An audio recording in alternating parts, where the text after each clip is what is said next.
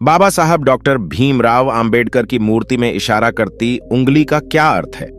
आइए समझें। आजकल भारत रत्न डॉक्टर भीमराव अंबेडकर की यह फोटो सोशल मीडिया से लेकर इलेक्ट्रॉनिक मीडिया में दिखाई जा रही है। आखिर इसी फोटो का उपयोग प्रचार प्रसार में क्यों किया जा रहा है? तो आइए जानते हैं इसे एक कहानी के माध्यम से। एक बार एक लड़का अपने पिता के साथ डॉक्टर भीमराव अंबेडकर जयंती की भव्य रैली में गया। वापस घर आने पर अपने पापा से प्रश्न पूछने लगा। लड़के ने कहा, पिताजी, बाबा साहेब हमेशा सूट बूट में ही क्यों रहते थे? पिताजी ने कहा, बेटा, क्योंकि बाबा साहेब ने बचपन में ही वो कड़वी यातनाएं झेली थीं, जो आज का कोई भी व्यक्ति नहीं झेल सकता है।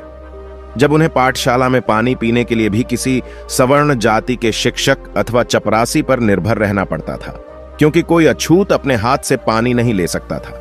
उस समय अपने देश भारत की यह स्थिति थी। बड़ौदा के महाराज गायकवाड़ ने बाबा साहब भीमराव अंबेडकर को स्कॉलरशिप देकर पढ़ने के लिए विदेश भेजा। जब वे पढ़ लिख कर भारत वापस आए, तब भी स्थिति वैसी ही थी जैसी बाबा साहब छोड़कर गए थे, क्योंकि बाबा साहब को लगता था कि देश के अछूतों को आजादी से कहीं ज्यादा समानता की आवश्यकता है।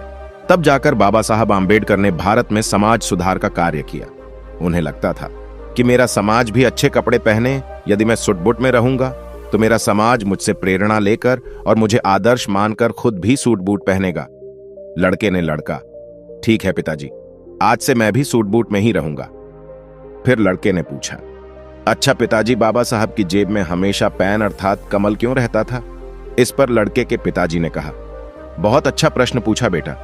कलम होने का मतलब है शिक्षित होना ही सबसे जरूरी काम है। अरे वो सिर्फ कलम नहीं है, बल्कि पीड़ितों, शोषित लोगों को गुलामी से मुक्त करने की वह आधुनिक तलवार है। उसी कलम से बाबा साहेब ने आगे चलकर भारतीय संविधान लिखा। लड़के ने लड़का, पिताजी, मैं भी आज से अपनी जेब में कलम लगाऊंगा और खूब पढ़ाई करूंगा। लड़का आगे अपने पिताजी से कहता है कि पिताजी, मैं आपसे आखिरी प्रश्न पूछ रहा हूं। बाबा साहब उंगली का इशारा क्यों करते थे? आखिर इसकी क्या वजह थी और उनके हाथ में कौन सी किताब है? पिताजी ने कहा, बहुत अच्छा बेटा, बहुत सटीक और तर्कपूर्ण प्रश्न पूछा है आपने। बेटा, उनके हाथ में जो किताब है उसका नाम है भारतीय संविधान है।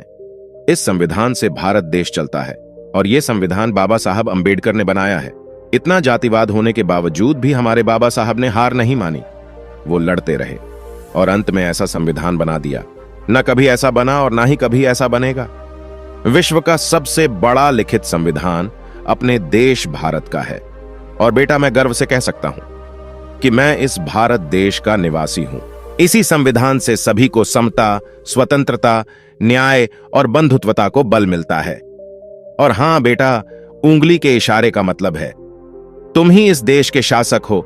जाओ, पहले इस संविधान में दिए अपने कर्तव्यों और अधिकारों को जानो और फिर अपने में से योग्य व्यक्ति को संसद भेजो जो आपके हक और अधिकारों को उठा सके। अगर इस संविधान को सही मायने में अमल में लाना है तो योग्य लोग संसद में आने चाहिए। वह उंगली से यह संबोधन करते हैं कि अपने भले के लिए स्कूल, कॉलेज और संसद में जाओ। लड़का कहता है अपने पिता से, धन्यवाद पिताजी, मैं भी बाबा साहेब के विचारों पर चलूंगा और इस देश का शासनकर्ता बनकर बहुत आगे ले जाऊंगा। वैसे तो बाबा साहेब ने कहा है, मेरी जय जयकार करने की अपेक्षा मेरे बताए हुए मार्ग का अनुसरण करें। दोस्तों, आज की वीडियो में बस इतना ही। इस चैनल पर मैं सिर्फ बाबा साहेब के जीवन से जुड़ी छोटी बड़ी सभी जानकारी लेकर आता रहता हूं। यदि आप बाबा साहब को पसंद करते हो और इनके बारे में और अधिक जानना चाहते हो तो हमारे अंबेडकर साहेब जी यूट्यूब चैनल को सब्सक्राइब कर लें। वीडियो को पूरा देखने के लिए धन्यवाद। आपका दिन शुभ हो।